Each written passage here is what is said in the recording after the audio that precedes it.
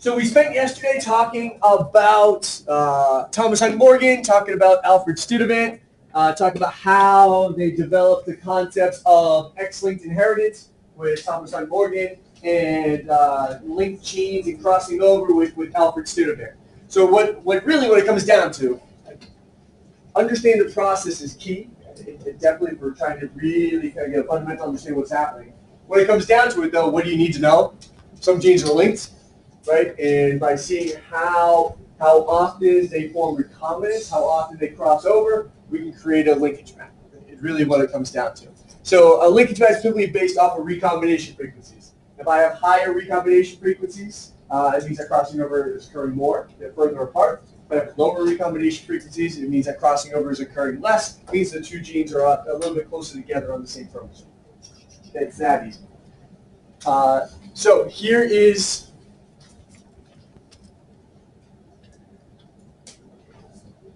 again, just kind of looking at the data, we create our recombination frequency by taking the number of recombinants divided by the total number of offspring in the generation. The parental types are referring to situations where crossing over did not occur on the chromosome, or at least between the two genes. The recombinants are referring to situations where crossing over did occur between the two genes of interest. Easy enough. How often it occurs is the recombination frequency. So the number of recombinants divided by the total number of offspring. By doing that, we again can get a nice little linkage map here. This linkage map is made by map units. Map units is just arbitrary. For every percentage point, you get a map unit. So 17% is 17 map units. Again, pretty straightforward.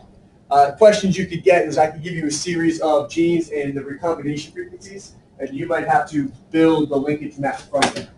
But we'll do that a little bit today in the Kahoot game. Okay, so we talked about Thomas Hunt Morgan. We talked about, we already talked about hemophilia and colorblindness as X-linked genes. So just a couple other ones. We know colorblindness is an X-linked gene, hence women can be carriers, males are more likely to be colorblind. Same thing with hemophilia. Females can be carriers, males are more likely to have hemophilia. Another just kind of the third X-linked trait that you should be familiar with a little bit, really colorblindness and hemophilia are the two big ones. But Duchenne muscular dystrophy, and it's a disorder that causes a weakening of the muscles. It is an X-linked disorder. So same situation. Females can be carriers, males are more likely to have it. Okay, so that's X-linked. On a complete side note, kind of changing pace a little bit, males are pretty good evidence that you don't need two X chromosomes, right? We don't need two X chromosomes. We only need one. Right? We only need one X chromosome. So females that have two X chromosomes, they don't really need to use both of them. So what they do is they actually inactivate or deactivate one of their X chromosomes. And what they do is they deactivate it, they methylate it, and cause it to form what's known as a bar bond. They basically wind it up tight, so it's really kind of stored away in a sense. So bar bodies, it happens naturally with females, and they typically just use one X chromosome at a time. It's not just in humans, it's in a number of different organisms. The place where you always see it, the best example they use to show it are with cats. There's a tortoiseshell coloration in a cat, and there's also calico cats. Calico cats are the cats that are mainly white with the black or the orange coloration on top of that. They're examples of X chromosome inactivation. It just so happens that their color genes are located on the X chromosome. So if I have a cat, this cat must be a female cat, because if this cat was a male cat, the cat would either be orange or it would be black. It could not be both, because it only gets one X chromosome, gets one color. However, this cat is female, and what's going on is X chromosomes are deactivated randomly in cells. So here, when you see the orange coloration, that means in those cells, the X chromosome possessing the black pigment, the black coloration, was deactivated. And the cells where we see the black coloration, the opposite was happening. The black chromosomes remained intact. The orange chromosome with the X, the X chromosome with the orange coloration was deactivated. Yes?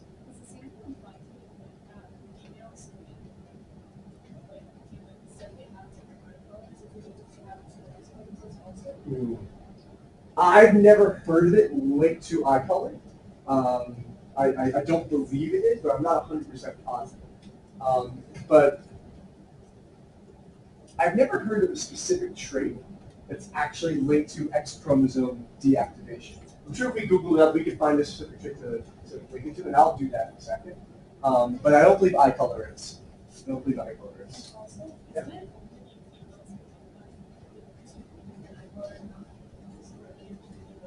If that's true, it would lead you to believe that X chromosome deactivation would be a potential, possibility or possible. But I don't know for sure. We'll have to look it up in a second. Okay. So X chromosome deactivation, pretty straightforward. Far-wise. I told you, it's kind of some random stuff. Now we had showed karyotypes before. Karyotypes have to show overall chromosomal makeup. So karyotypes look at the overall number of chromosomes, whether chromosomes are intact, whether they've been cut off, or so forth. We can tell male, females. And when we looked at karyotypes, we mentioned the disorder of Down syndrome. Down syndrome is trisomy 21, which occurs when you get a third chromosome at the 21st pair. And now we never really talked about the process that causes trisomy 21. So non-disjunction is the cellular process that can cause the formation of trisomy or monosomy. Non-disjunction is exactly as it sounds. During meiosis, what occurs is we actually have our centromeres break down at some point, and our DNA separates evenly to one cell and to another cell in the formation of gametes. In a non-disjunction cell, what happens is that separation does not occur properly. So instead of having the centromeres break down and the chromosomes move accordingly, you get double chromosomes in one cell and you're lacking chromosomes in the other cell. This can happen in a couple different situations. It can happen during meiosis 1. If it happens during meiosis 1, what you get all 4 gametes affected, as you can see here. So in meiosis 1, we had non-disjunction, so an entire pair went to one side instead of splitting normally. And we can see we end up with gametes here that are all N+1, meaning they have an extra chromosome. And we end up with 2 gametes here, which are N-1, meaning they're lacking a chromosome. It could also happen during the process of anaphase, telophase of meiosis 2. And in that case, I get 2 normal gametes as we get here. And then I also get 2 gametes that are not normal. One is N+1, one is N-1. One is trisomic, one is monosomic. So it is a natural process that occurs all the time in gamete formation. It is linked to Down syndrome. Down syndrome occurs about 1 in every 700 people come down with Down syndrome. And the likelihood of occurring increases with the age of the mother. As the age of the mother increases, the chance of non-disjunction occurring in the formation of the egg increases as well. Now, that does not mean it doesn't occur in males. It occurs maybe probably even more in males. But females produce a small number of eggs where males produce millions and millions of sperm. So the likelihood of the sperm with non-disjunction forming a child is far less likely. So that's why you really hear Down syndrome associated mainly with females. Or not daughters, but the mothers is what we mean. So again, we have trisomy 21, so we have an extra chromosome here. This right here would be 2N+1 if we were to write this out. This person here, a person with Down syndrome, would be considered a 2N+1 person, a trisomic situation, and they would have Down syndrome because of this extra genetic information. And pretty straightforward. Down syndrome is an example of, or what causes Down syndrome is an example of aneuploidy. Aneuploidy is the addition subtraction of a single chromosome. So if I get an additional chromosome here, it would be a trisomic situation. If I am lacking a chromosome, it would be a monosomic situation. Both of those are examples of aneuploidy. Humans can withstand aneuploidy in certain situations depending on what chromosomes we're looking at. A number of different animals can have aneuploidy occur and live fairly normal lives. It's going to have some genetic effect, but it won't be completely detrimental depending on where it is. Some chromosomes would cause the organism not to develop. As opposed to polyploidy. There are no polyploid humans. Polyploidy is not 2N+1, it is not 2N-1. Polyploidy would be a 3N, 4N, 5N, 6N situation. So you're not just getting an extra chromosome, you're getting an extra set of chromosomes. So instead of having 46 chromosomes, you'd have an additional 23. You'd end up with 69 chromosomes. Again, animals can't really survive this. Some amphibians can, but polyploid is really common in plants. In fact, we actually cause polyploid plants in a lot of our crop plants because oftentimes it ends up with a crop that's a little bit more hardy, grows a little faster, produces a little bit more fruit. So polyploid is an entire extra set of chromosomes. So it's not 2N plus 1, 2N minus 1. It is a 3N situation. Yes? How does that happen? What happens is the centromeres don't break down. So how we cause it is we inject chemicals that prevent centromere breakdown. And when you prevent centromere breakdown, you get a polyploid. So all the centromeres have that. Right. So a polyploid plant is getting an entire set. So again, we've kind of already done the comparison. Aneuploidy is just an extra chromosome. Polyploidy is an entire set. Okay. Really, there's kind of three last things. One are mutations. We're just kind of looking at chromosome mutations. Down syndrome is an example of mutation. Right? You're getting a change in your genetic makeup. The other group of mutations we're going to look at here are mutations to specific chromosomes themselves. So with Down syndrome, we get an entire extra chromosome. Now we're just looking at chromosomes that can happen on, mutations that can happen on specific chromosomes.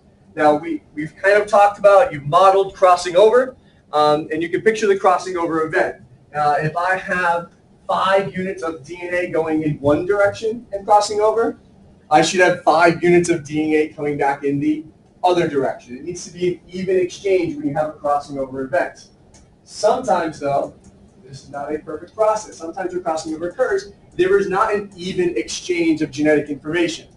When you don't get an even exchange of genetic information, you get situations such as a deletion or a duplication on your chromosome. Just realize these A, B, C, D, E, F, G, they're not related to genes. They're related to regions of the chromosome. Each region of the chromosome could have 5, 10, 20, 30, 40 genes in that location. So what we have here is we have this region D, when it crossed over with its homologous pair, that region D was not supplanted, right? It did not have an even exchange, so that region D was lost. So on the chromosome that lost region D, we had a deletion. Whichever chromosome it was crossing over with had a duplication. Now it's going to have 2 sections of that section D. So typically with crossing over, you're going to have if you have a deletion of one chromosome, there's going to be another chromosome with a duplication for the most part. It's going to be detrimental. Why? I mean, obviously, if there's a gene here that's vital to the organism, this organism no longer has that gene. That's a big deal. But the other thing is the length of a chromosome and the sequence of a chromosome is important. Genes are at very specific locations. So if I take out a region in the middle of the gene, in the middle of our chromosome, it's more difficult for that organism to locate all of the genes on that chromosome. So most likely, these types of mutations lead to the non-development of the organism. Most likely, not all the time, but most likely. So we have deletions, we have duplications. During crossing over events, or just during replication, sometimes you get, your chromosomes are messy. There's a lot of it, right? Again, you have 6 feet of DNA in each one of your cells. So it's all packed tight. Sometimes those chromosomes get tangled on themselves, and they can flip on themselves, which is what you have with an inversion. Right? We have A, B, C, D, E, F, G, H.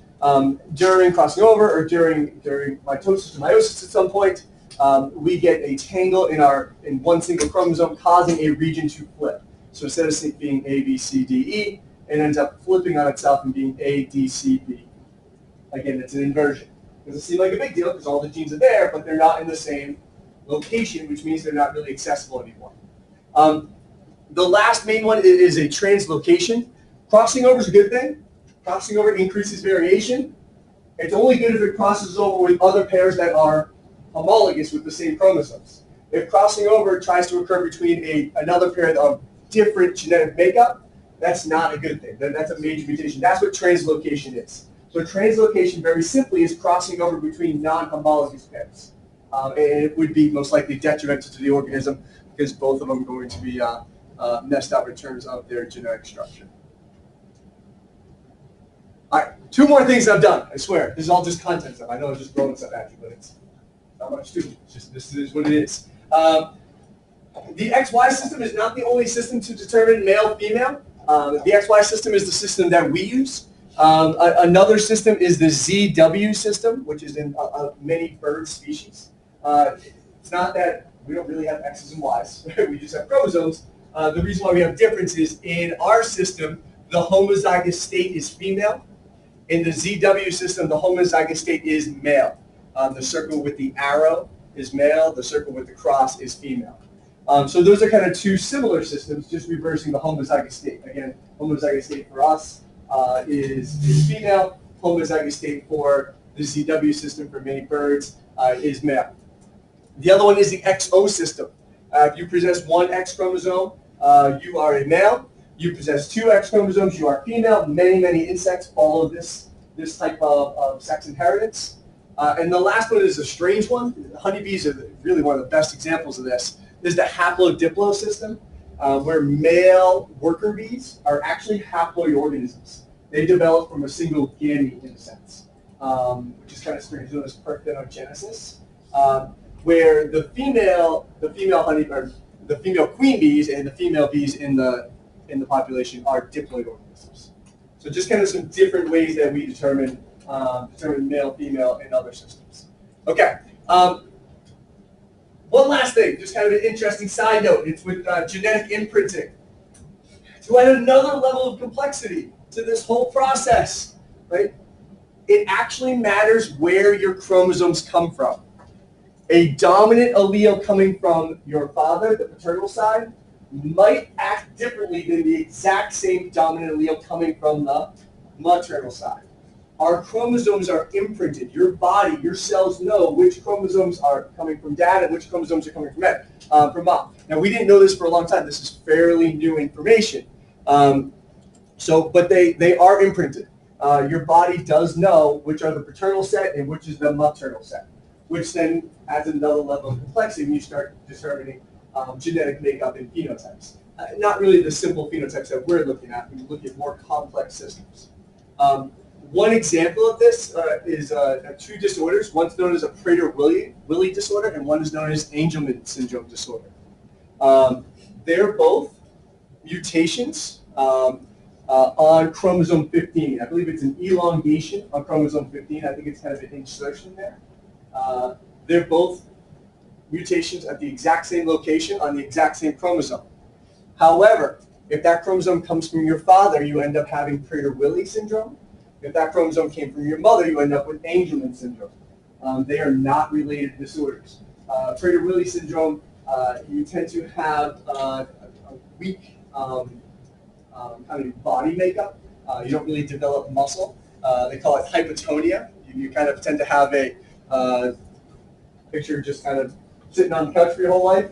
That's kind of what their bodies tend to look like. And because of that, they tend to kind of develop obesity.